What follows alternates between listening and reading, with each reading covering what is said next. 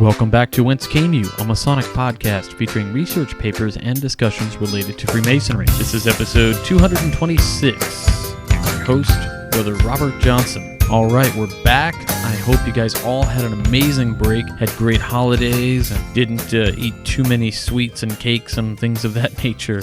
We've got a great show for you this week, but before we get started, I do have to say thanks to Montgomery Lodge in Milford, Massachusetts. They have helped us out with sponsoring the show for a few episodes. Actually, they basically paid for a few episodes and really wanted to say thank you. What are they doing? They created a charity where you get something really cool. Brothers Blend Coffee. I did mention it before we went dark for the holiday on episode 225, but Brothers Blend Coffee is produced by Montgomery Lodge in Milford, Massachusetts, and it's to provide the very finest in coffee to the brethren wheresoever dispersed, their friends and families and colleagues, and as a fundraiser to support the charitable causes, activities, and maintenance of Montgomery Lodge. So they have 3 types of coffee available. Brothers Blend is available in the Tyler's Cup, Harmony Roast, and Adoniram's Brew. So if you're looking to enjoy some superior coffees and help support some great causes, try the coffee out. I have a package of each. I have tried all 3 in the morning before work. I grab Adoniram's Brew. It's pretty robust. They also have a medium, which is Harmony Roast, and then they have the Tyler's Cup, which is more smooth than anything. I like that in the evening time. It's not super caffeinated, so I can drink it before bed, and I still get sleepy. But in any case, we did want to mention them and say huge thanks to those guys. Please go to www.brothersblendcoffee.com. Pick it up. They ship very nicely. It comes to you already pre-ground in the bags. It is really good stuff, and I should say the bags are 12-ounce bags. It's roasted by Red Barn Coffee Roasters in Hopkinton, Mass. And again, so it's all really local. The junior wardens and Masonic caterers can ask about discounts on large orders. We all drink tons of coffee at Lodge, so please check that out. Again, brothersblendcoffee.com. So, we've got that out of the way. Again, I hope you guys all had an amazing new year. It is now AL 6016. What is AL? Anno Lucius, the year of light, or the year we found light. You know, they say that Masons discovered light 2,000 years before the rest of civilization. Pretty interesting. We did cover Masonic dates way back in the beginning of this podcast. I'd recommend going back to check that out if you can, or you can head on over to several Masonic websites and read about the different date systems. They're pretty intricate, and each one has a starting date around some discovery, so it's pretty cool. Lots of Masonic news. I don't know if you guys heard, but apparently we own Mark Rubio. That's kind of funny. I did post something on our Facebook page about that. It was there was several things that had happened over the last few weeks. There were unfortunate lodge events. There were people who trashed a lodge room, and there's a $10,000 reward for information leading to them. There were people who received their sentences for previous lodge destruction cases. The fellas who were the fake Masonic police in California started their court sessions just this last week. So lots of crazy stuff was happening on there. One of the more interesting stories that I did find was pretty funny was I have a subscription to several Masonic publications, one of which is the Journal, the Masonic Journal. And they wrote a little section about a blog page that I started following because I did find it pretty funny. I guess whether I should be giving these guys credence or not, the Past Bastard. Now, some time ago, I wrote an article called The Past Bastards. I don't know if that's where they got the name from or what, and they actually link our show here, and what is pretty interesting is their website is called thepastbastard.com, and they covered this in the Journal, and they listed just a few articles that these guys wrote. The Past Bastard is your best source for Masonic news satire. So this is like the Onion for Masonry, I guess. It's kind of interesting.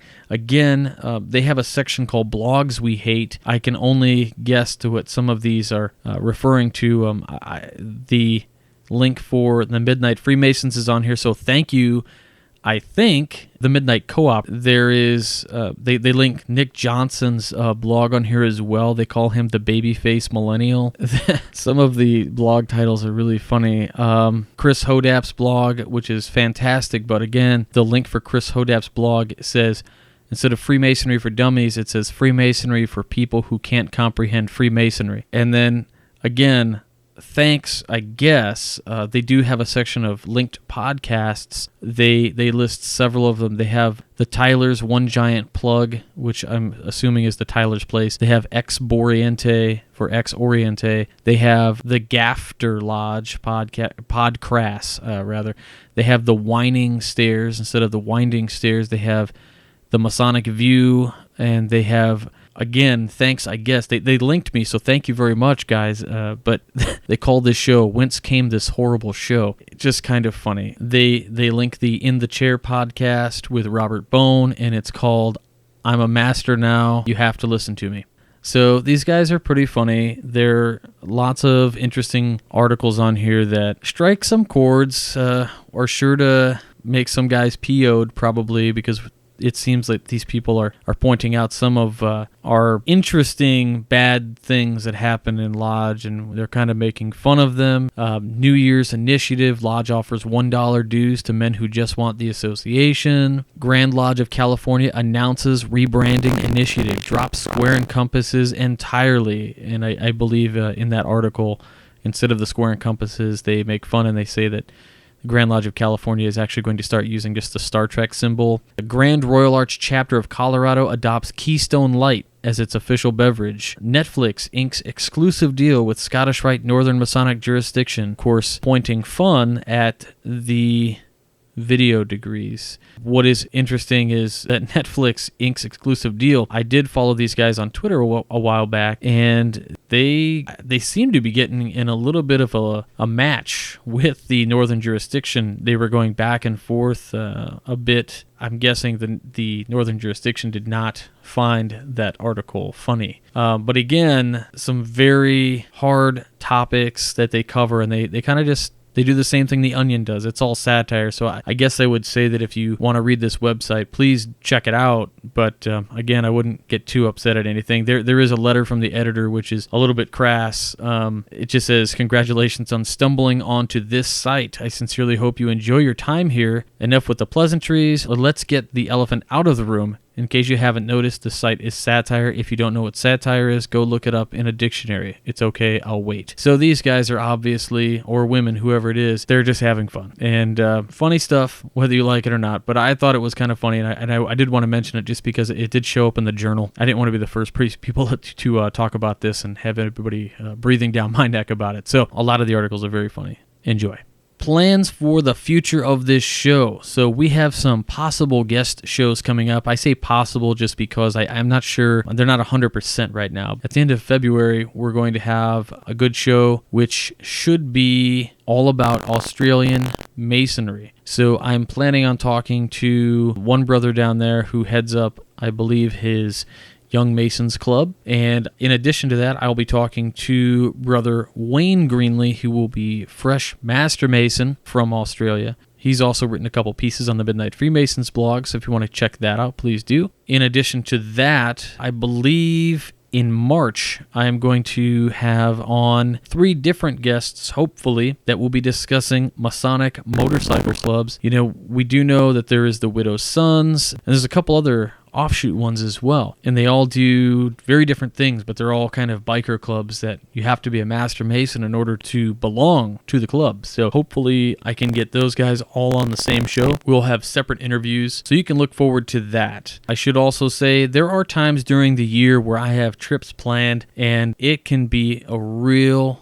pain in the buns to get this show ready to go and get it and shoot it off and make sure that Midnight Freemasons is good to go with 3 articles in a week, especially if I go on vacation or I'm out of town doing a talk, something of that nature. So I'm going to pull a Johnny Carson. So when I go out of town, I have set it up with another brother who is going to provide this show for you. He's going to do the content and record the show and everything, and I'll just schedule it and it'll go up. So you can look forward to that. I'm very happy to announce that is going to be Worshipful Brother Adam Thayer. He's going to be taking over the show for an episode in February, probably one in March, and in October for sure. And not for those entire months, just for an episode or two here and there. And there will probably be some other ones, as long as he's able to be the Jay Leno and come in and save the day and give you guys a great experience, which I know he's going to do. I think it'll be really fun. Speaking of engagements, I said, I was going to have some talks coming up, and I am. So those talks, I do give a few different presentations. So I do, of course, the Masonic pub crawl, which I'm starting to kind of taper off because I'm looking at putting together a nice video presentation that we can put up on YouTube, probably like a 30 to 45 minute video, which will be very well produced. So I'm kind of getting out of the Masonic pub crawl one. I still will definitely come out and do it if you guys want it. That one, of course, is about Freemasonry in America and its colonial tavern beginnings. I do another talk about selling Masonry, branding our fraternity for the world. Another one I talk about some experiences, and one of the newer ones, which was based on a very rudimentary paper I had written for the AMD called The Word, coming up to the dates February 11th through the 14th at Masonic Week. I will be at Masonic Week for the AMD. I am not presenting, but I'll be there, so let's chat and grab a beer. That's my big plan. I want to meet as many brothers as I can, hang out, and have some great talks. Maybe we can even record some of the stuff and we can put it in the show. So if you're going to Masonic Week, find me. March 15th, I will be in Oshkosh, Wisconsin at Waverly Lodge, number 51, and I'll be doing a talk about the Word. Now, what about the Word? I should probably explain this just a bit. I'm not giving away the Word as in passwords and stuff. We're loosely talking about the Tetragrammaton, the science and the myth. So it's a pretty fun topic. March 19th. This is the big one. Pennsylvania Academy of Masonic Knowledge. So that is going to be on March 19th, a Saturday. What's really exciting about this is that this event is a TMR event, the Masonic Round Table. If you know, I am a member of the Masonic Round Table, and we are all working together toward making Masonry better. We are going to be out there. We're each going to have our own presentations as well as a group presentation, and that will be again on March 19th at the Pennsylvania Academy of Masonic Knowledge. Again, speaking with TMR. So you'll get to hear John Ruark talk about some amazing things. I'm not sure what his topic's going to be yet. We've got Jason Richards. Again, I don't know his topic. It's going to be awesome for me as well to hear these guys present. Brother Whence will be there presenting. Brother Nick Johnson, the Millennial Freemason himself from Big Time Farmington, will be there. And, of course, myself. I'll be doing probably the Word there as well. And May 31st, Milwaukee, Wisconsin at Damascus 290, I'll be there as well, presenting. Not sure on the topic yet. I think that one will be the Word too. The Word is a pretty popular one I've been asked to do. And then possibly Honesdale Lodge in Pennsylvania in 2016. Not sure on the dates yet. That one will probably be more of a low-key talk where I'm coming in and I'll do a talk at a stated meeting or something like that. So again, I'm super flexible with presentations and events, so just shoot me an email if you're interested. The only thing I ever ask for is lodging and travel if it's over a certain distance. So if I have to spend the night out there, then obviously I'd need a place to sleep and a way to get there. So, if you need to get a hold of me for any reason for a presentation, just shoot me an email at wcypodcast@gmail.com and we can work it out. TMR, the Masonic Roundtable, I did mention, right? So we're having our 100th episode on Tuesday, this upcoming Tuesday. So if you're listening to this right as it came out, it's Sunday night. And if you're listening to this Monday morning, then tomorrow night is going to be huge. We are going to tackle the first ever request on a topic that we've ever received from anybody. This was racism in Freemasonry. Now, we all know that it has no place in the fraternity, no place anywhere where the race is humans, right? But we need to address it. TMR, we all agreed as co-hosts that we were going to tackle the hardest questions and ideas that make people uncomfortable. We need to tackle them because you can't keep sweeping things under the rug. That doesn't solve anything. So We've been waiting and waiting and waiting. The time is right. It's Racism in Masonry, the 100th episode. It's going to go longer than normal. We're taking a ton of questions. Brother John Ruark will be the moderator. They've got several hosts of the show that are coming on that week, guests that are experts in their field and have great opinions and stories of all kinds. For the most part, outside of John Ruark, the others will all be on as well. However, we'll be really busy fielding your questions and putting them into the document so that John can moderate and get those questions asked and get those opinions. It's going to be really big. So please do tune in for that.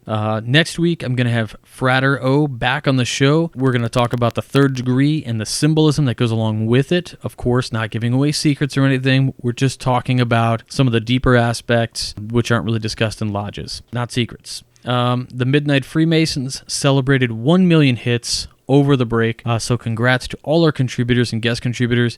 Phenomenal job all year long. We blew by the 1 million mark. We're 30,000 over the 1 million mark. So great job. So with that, it's time to talk about this week's show. I've talked about all this news and stuff, but we've had 2 weeks off, so I hope you guys don't mind. We have this week, illustrious Brother Stephen L. Harrison. He'll be on the show to do the Masonic Minute segment. We're going to talk about the distinguishing characteristics of Freemasons, and this may be especially important for new brothers and prospective members. We have a lengthy post by Arthur De Hoyos, 33rd degree of the Southern Jurisdiction, that he actually put up on Facebook, which I thought was awesome. In fact, one brother actually said, best Art De Hoyos post all year. Well, I mean, it's the beginning of the year, so maybe. But I wanted to cover that as well. So we'll read it for you guys. We have a famous Freemason, and then we'll wrap it up. So let's dive right into this week's first piece called The Distinguishing Characteristics of a Freemason. The author of this piece is Honorable Chief Justice A.R. Lakshmanan, and this was posted on Tuesday,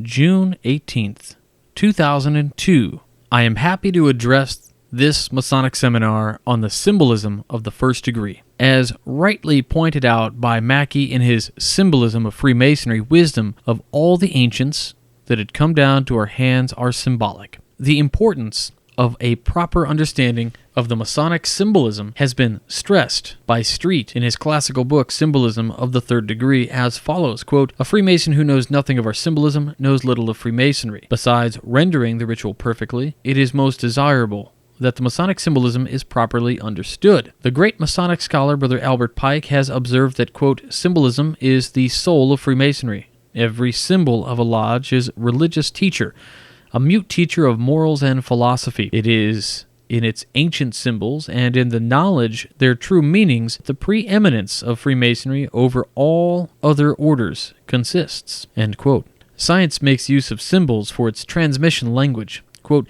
sages, when they speak, they do so not to disclose or to explain, but to lead others to seek for and find the truth of science and the meaning of the symbols. End quote.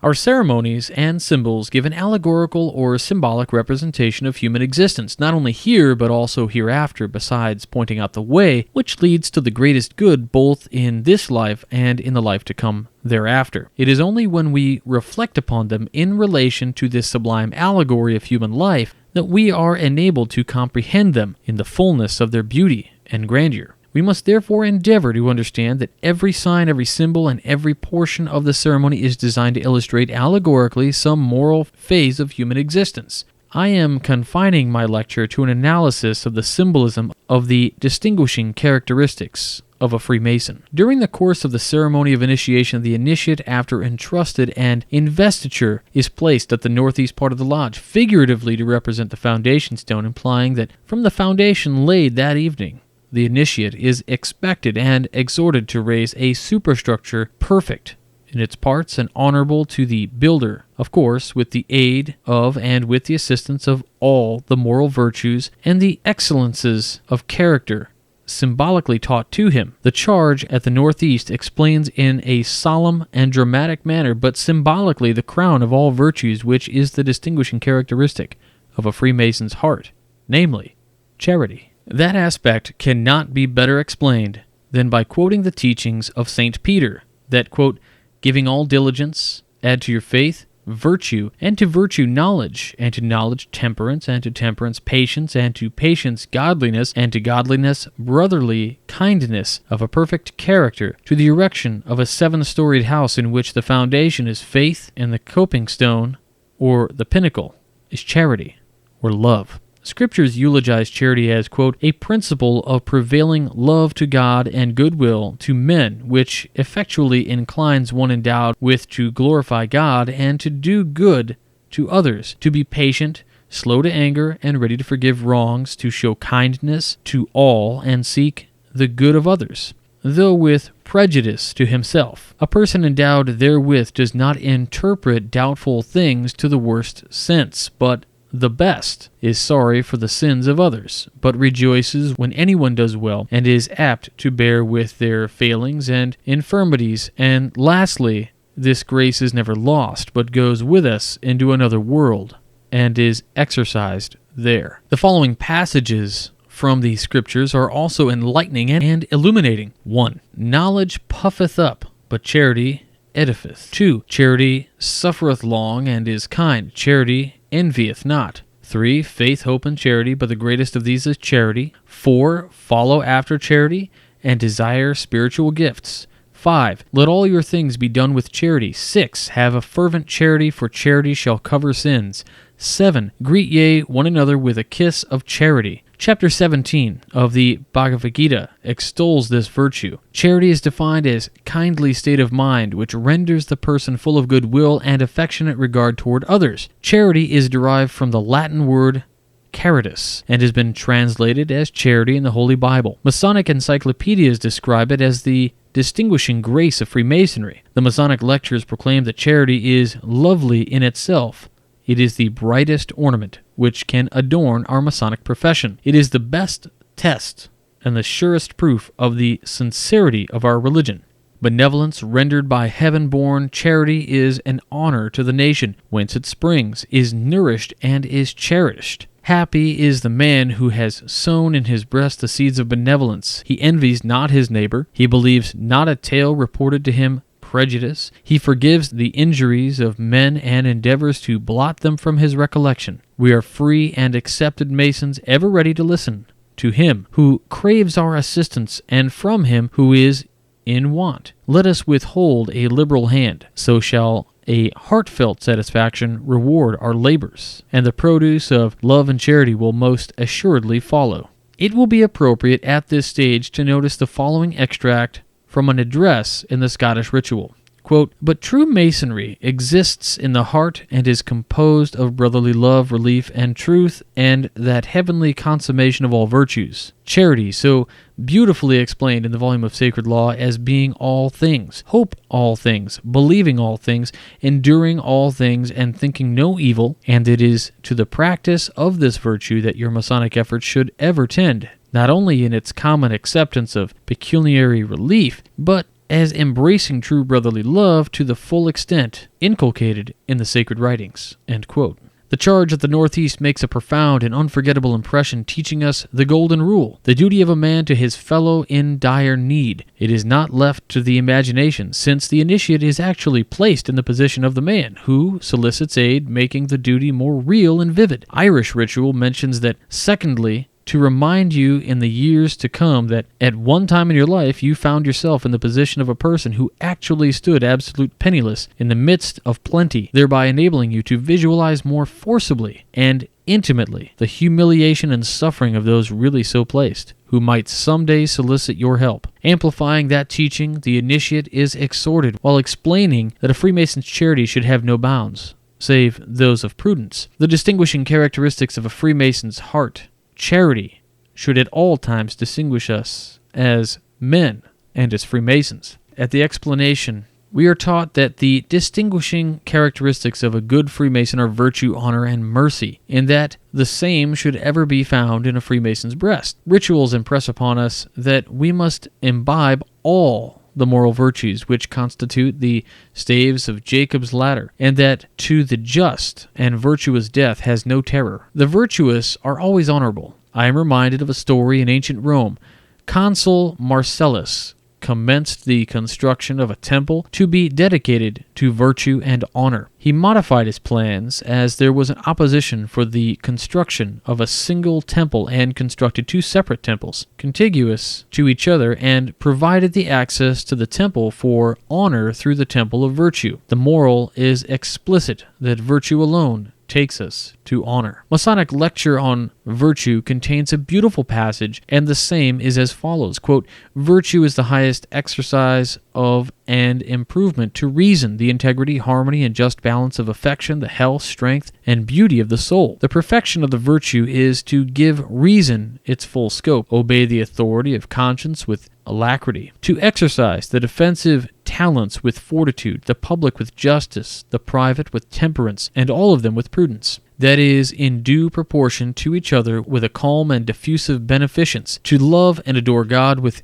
an unrivaled and disinterested affection, and to acquiescence in the dispensation of divine providence with cheerful resignation. Every approach to this standard will be a step toward the perfection and happiness, and any deviation will lead to vice and misery. The next distinguishing characteristic is honor. We have all sworn to carefully preserve a brother's honor as our own. Honor may justly be defined to be the spirit and result of virtue, the true foundation of mutual faith and credit, and real intercourse by which the business of life is transacted with safety and pleasure. Honor implies the united sentiment of virtue, truth, and justice carried on by a generous mind beyond those mere moral obligations which the laws require or can punish the violations, if any. True honor, though a different principle from religion, produces the same effect. Religion embraces virtue as it is enjoined by the laws of God, and honor as it is graceful and ornamental to human nature. Quote, "The religious man fears, the man of honor scorns to do an ill action. The later considers vice as something which is offensive to the divine being. A true man of honor will not content himself with literal discharge of the duties of a man and a citizen. He raises and dignifies them to magnanimity.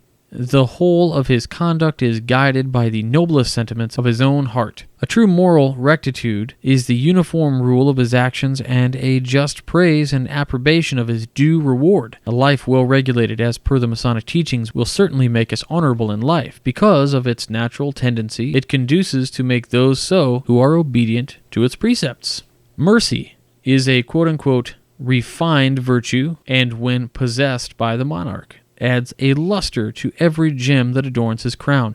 If by a warrior, it gives an uneasing freshness to the wreath that shadows his bow. It is the companion of true honor and ameliorator of justice, on whose bench, when enthroned, it interposes a shield of defense on behalf of the victim, impenetrable by the sword. As the vernal showers descend on the earth to refresh and invigorate the whole vegetation creation, so mercy, acting on the heart, when the vital fluids are condensed by rancor and revenge, by its exhilarating warmth returns nature to its source in purer streams. Mercy is the peculiar attribute of the deity on which the best and the wisest of us must rest our hopes and dependence, for at the final day of judgment, when arraigned at his bar, and the actions of this mortal life are unveiled to view, through his justice may demand the fiat. We hope and trust his mercy will avert the doom and save us. Such is the divine virtue of mercy, which, like its sister charity, blesses him who gives as well as him who receives. Let charity, virtue, honor, and mercy ever distinguish us as men, and as Freemasons, besides being the guide of all our actions. A life well regulated by such distinguishing characteristics will certainly enable us to lay up a crown of joy and rejoicing, which will endure when time with us will be no more. Great paper. I like how it tied in at the end. You can kind of tell a lawyer or a judge wrote it. Very cool stuff. Definitely agree with that paper in its entirety. We are men of honor and charity and, to some extent, valor. Just a great piece of Masonic writing. I'll have that for you in the show extras as a downloadable PDF. So from here, we're going to go right into this week's Masonic Minute.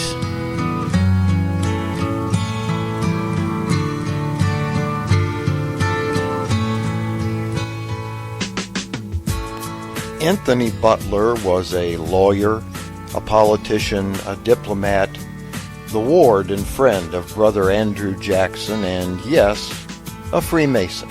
Brother Jackson, when president, thought highly enough of Butler to appoint him United States Charge d'Affaires in Mexico City. He also appointed him his secret agent in a surreptitious plan to purchase Texas for the United States. Some say Butler was dedicated to the point of ruthlessness in carrying out his plan. Brother Sam Houston, who had more than one encounter with Butler in the United States effort to purchase Texas, was not an admirer. Such men as he is, said Houston, would destroy a country, but take my word for it, he will never gain one. Stephen F. Austin had known Butler in the United States, and although Masonic brothers, they were far from friends. Many, including Austin, felt President Jackson's plan to purchase Texas was nothing more than a scheme to secure Texas public lands at a pittance without regard to the well-being or future of the territory. Austin refused to go along with the deal. Butler, in return, offered Austin a $1 million incentive, some might call it a bribe, to change his mind, but Austin would have no part in it. Butler remained in the area, attempting to gain Texas for the United States, despite Austin's opposition. While there, he became interested in and began courting the daughter of a prominent Mexican family. Austin was a friend of the family. Upon hearing what Butler was up to, he exposed him as a man who had a wife and 3 children back in the U.S. Exposing Butler no doubt won the gratitude of his friends, but it also sealed Butler's animosity.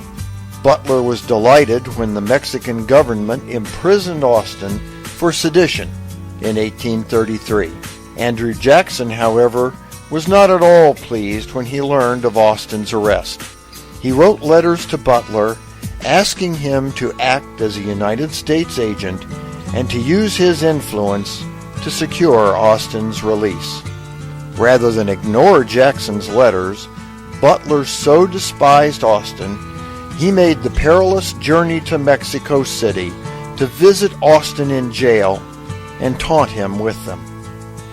During that visit, Butler read the letters to Austin and told him the only way he would work for his release would be if Austin gave him large land grants back in Texas.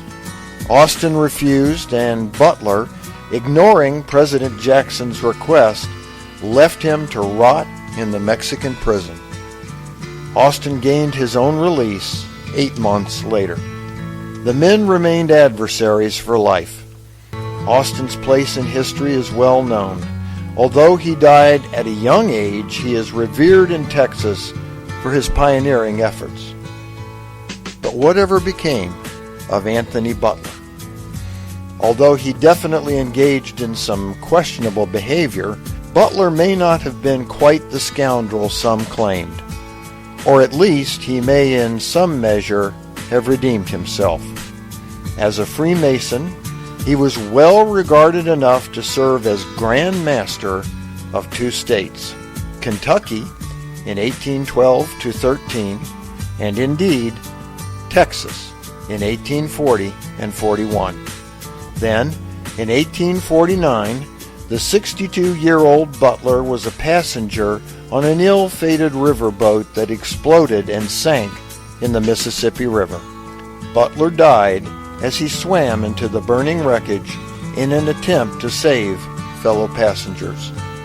For the Whence Came You podcast, this is Steve Harrison with the Masonic Minute.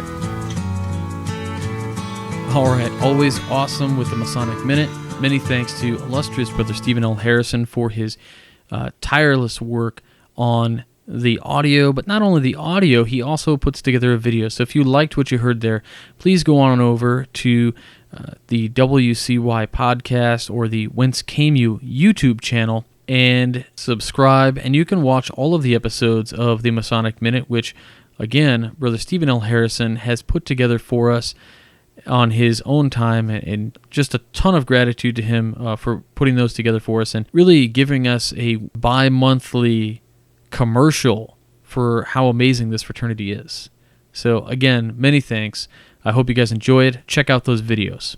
So the next piece that I wanted to read you isn't really a paper per se, although maybe he did write it as a paper. Art de Hoyos usually likes to drop sizable nuggets of information on us on Facebook. If you follow his public posts or you are his friend on Facebook, I know Facebook limits the amount of friends you can have, and Art being a pretty famous guy, he's a Masonic celebrity on the A-list.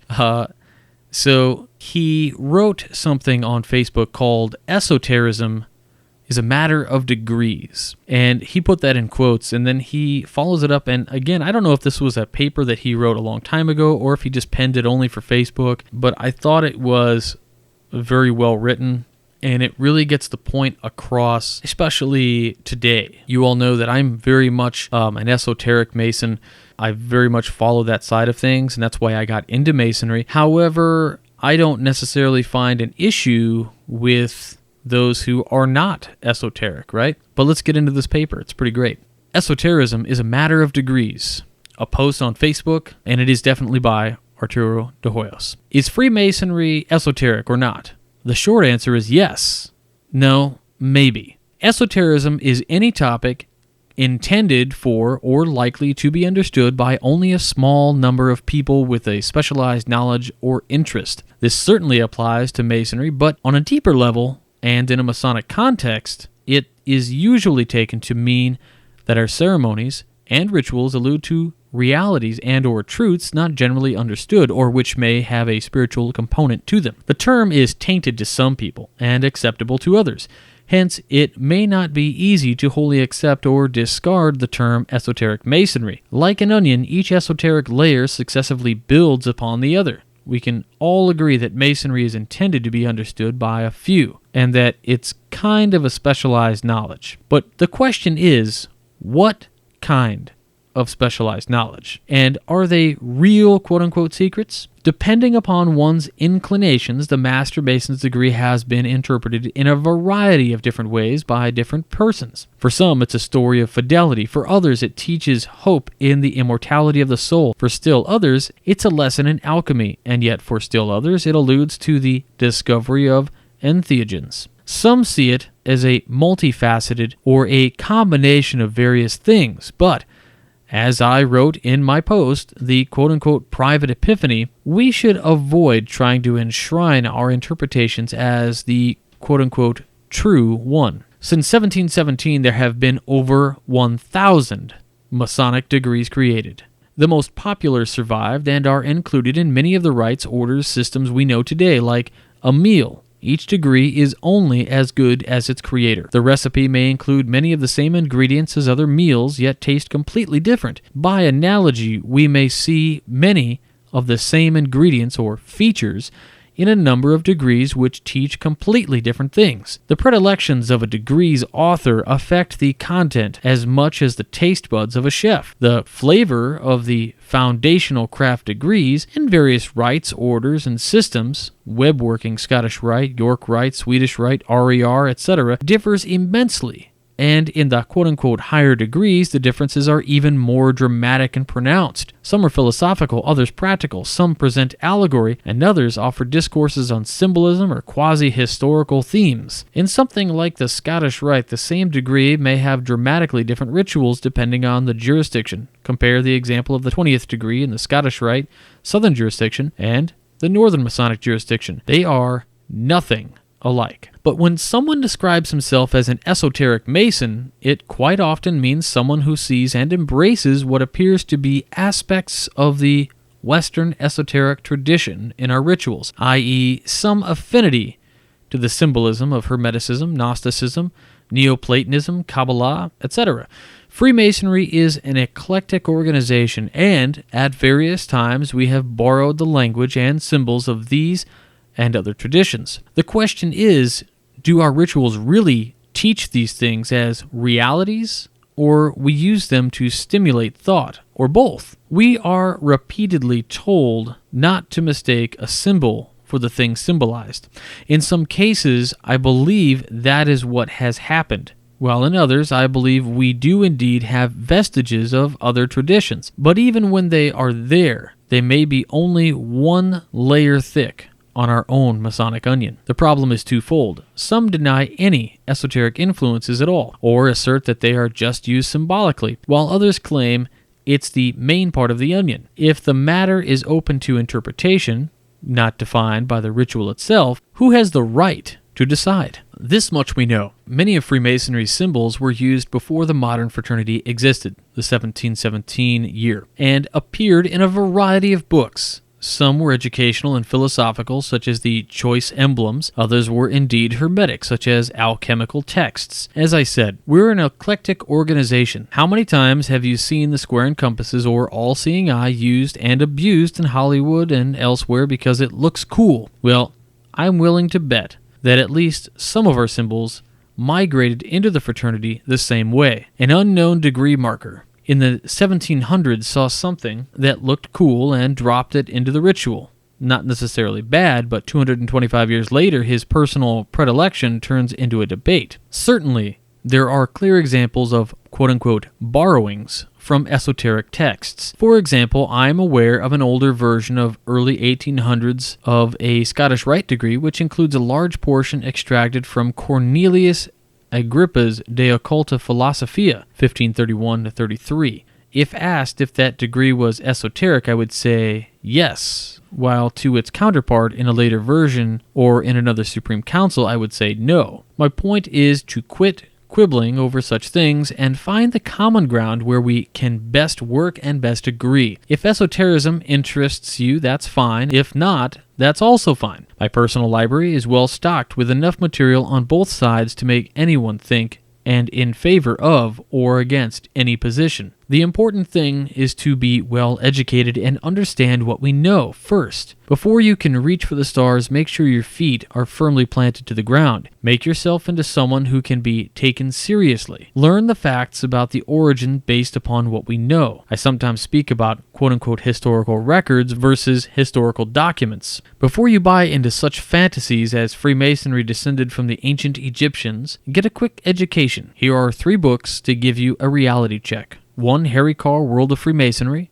2. Bernard E. Jones, Freemason's Guide, a Compendium. And 3. David Stevenson, The Origins of Freemasonry, Scotland's Century, 1590 to 1710. When you can speak intellectually about the old charges, Gothic constitutions, early Freemasonry in Scotland, the formation of the first Grand Lodge, and how and when the degrees developed, people may be inclined to listen to you when you start talking about exotic things. Educate yourself well enough to argue both sides of the argument. Take due notice thereof, and govern yourselves accordingly. Art de Hoyos. Again, really awesome piece by Art, always dropping, like I said, sizable nuggets of great information on Facebook. So if you can follow him on Facebook, if you have Facebook, definitely follow him, and he drops some good stuff out there. So very much appreciated. Art, I don't know if you listen to the show, but if you do, I hope you don't mind me reading it. I did mention it on your post that I was going to. Next, I got to pay the bills. So if you like this program, please check out our sponsors. Of course, Brothers Blend Coffee. I mentioned that earlier in the show, but we also have a working relationship with On It Labs, where if you go to their website through our links on our website. If you go to wcypodcast.com, click on support the show, then click through our onit.com links, and you use the promo code WCY, you're going to get 10% off, and they send a little bit back to the show to help keep the lights on. You can get some really great stuff there that helps with memory and focus and all that stuff. What's great about it is it's all natural, so there's no caffeine added to it. Very cool stuff. I use it all the time. It's called Alpha Brain, and they just launched Alpha Brain Instant, which is a powder that mixes, and it tastes like a really nice cinnamon tea almost. So check those out if you get a chance. Also, you can make a direct donation through PayPal right into our show account, which is set up to pay the servers and the people who host the program so that we can keep all the episodes from 1 all the way up to this episode 226 available for you all the time. There's no premium where only the last 5 episodes are available to you for free or anything like that. So we don't charge for the back catalog. And it's because we have these working relationships with other companies and the donations that come in. Now, if you are a really big fan, maybe you want to buy a lapel pin, or I still have a few other items like money clips, cufflinks, and tie bars available with our WCY pin.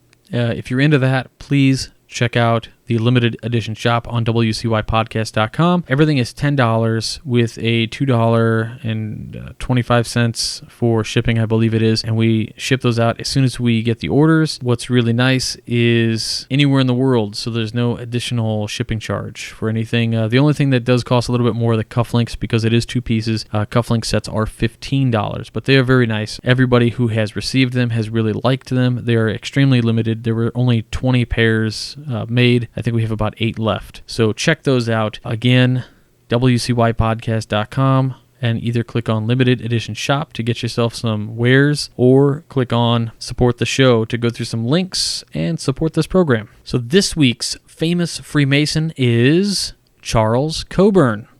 Who is Charles Coburn? Let's find out.